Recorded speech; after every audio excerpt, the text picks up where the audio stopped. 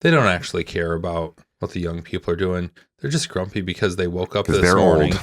and their back hurt for no other reason than they decided to lie down and go to sleep last Yeah. night.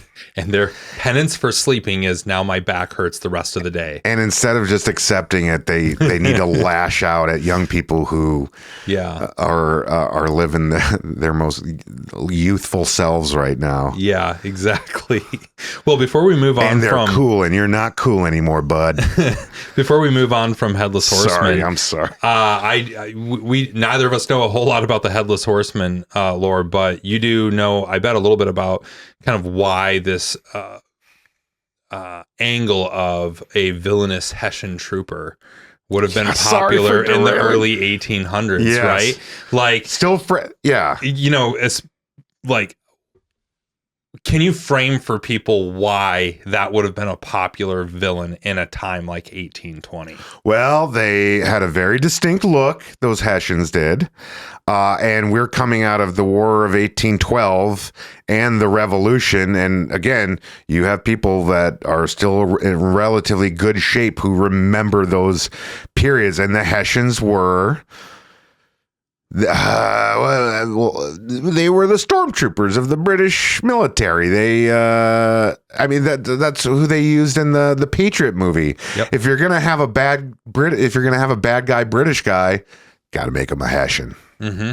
Well, and even like a lot of people don't know, that famous painting of Washington crossing the Delaware on Christmas night. Like he was going to attack a Hessian camp. Yeah. Like a lot of people don't realize how much like that was where a lot of the fights were with Hessians. Yeah. And they were Germans, mm-hmm. right? Yeah. Prussians, I think. Prussians. Right? Yes. Yeah. And that's about the extent of my knowledge on that, is I think the Hessians were Prussian origin. The Prussian military at that time, while not the size of the British military, they were arguably the best army in the world at that time, even better than the British. Yeah, Germany was very much writing doctrine at that time, like military doctrine that a lot of times is still followed to this day and studied to this day. There's a lot of interesting things that came out of there. There was no accident that in the early 20th century that they became a military, world superpower during their conquest to try to conquer Europe, Russia, the world eventually, if either of the Reichs had their way. That institutional military knowledge that made them such a lethal force that was capable of doing things like the Blitzkrieg, that didn't just you don't just no, that didn't happen by accident. Come up with that overnight. That wasn't Hitler's genius. He had really good officers who had years of experience under their belt, and benefited from years before, leaders before them developing modern military doctrine. Baron von Steuben, speaking of American, that time, he wrote the Blue Book.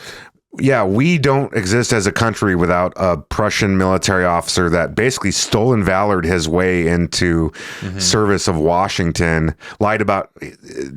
directly or indirectly lied about his qualifications coming from the Prussian military, and was instrumental in making the Continental Army an effective fighting force against the British. Yeah, like I said, the things that he came up with then, they impact military doctrine today. The way we do drill. Like through, marching orders and things like that. Like that hygiene standards. Yeah. And it's crazy to think that hygiene standards are a modern military invention, but they were. I mean, there's always been some form of hygiene that has been practiced by militaries that understand that an army moves on their feet. Those colonial soldiers were gross as shit. Yeah, exactly. Like it came along, like military attitudes towards hygiene in the field came a long way from where they were then, and they'd come a long way from the hoplites and the Roman, what is the Roman, what were their elite foot soldiers?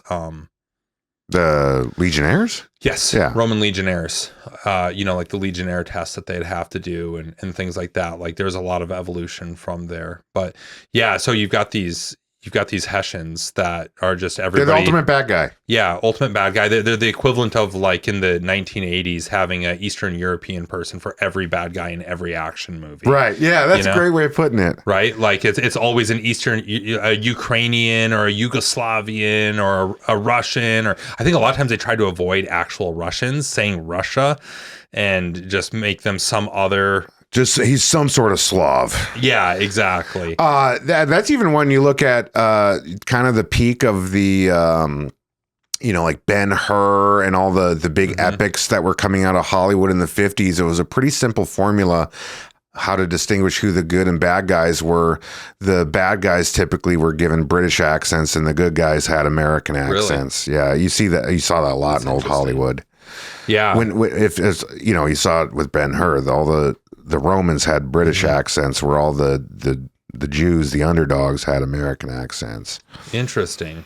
And so going back to 1820, putting these guys as the bad guy, and then it's like, okay, we'll make him scary by taking his head off. Yeah. And being this mythical figure that rides a horse through the foggy forest, which, by the way, if you've never been out on a foggy night in New England, like in the forest, dude, it is creepy as shit. Yeah, I did mushrooms out there years ago. Yeah, I can't imagine what that was like. I think it was in New Hampshire here. Yeah, like it gets real creepy out here. There's been mornings where I've been walking out to like during deer season, walking out to my tree stand where it gets a little bit kind of like you feel like somebody's following you and that sort of thing. My brother Josh has some interesting stories about walking through the forest at night, like during the witching hour, 4:00 in the morning ish. Like it gets real interesting, like, and a lot of that I'm sure is your mind playing tricks on you. But I mean, yeah, that fog rolls in and the idea of this headless Hessian trooper riding a black stallion through the night, lopping other heads off or doing whatever he's supposed to do. Like, I get that, but I mean, you imagine how viral of an idea that must have been back in the 1820s, where people largely kind of lived outside and kind of in nature. Right. You were either in the city or you were in the middle of a lot of acreage. Think about Sleepy Hollow. It was a little hamlet up the Hudson Valley there. Like, that was not a big city or anything like that. People had their own couple acres, and people were separated, and like, I could totally see how a story like that would just grip people by the throat, during that time and just in this area, we're just, it does, for the same reason that I think for a lot of people, the Brothers Grimm, a lot of their tales are based in the Black Forest in Germany. Similar thing. There's a thing about creepy forests that just sort of gin up the imagination. Yeah.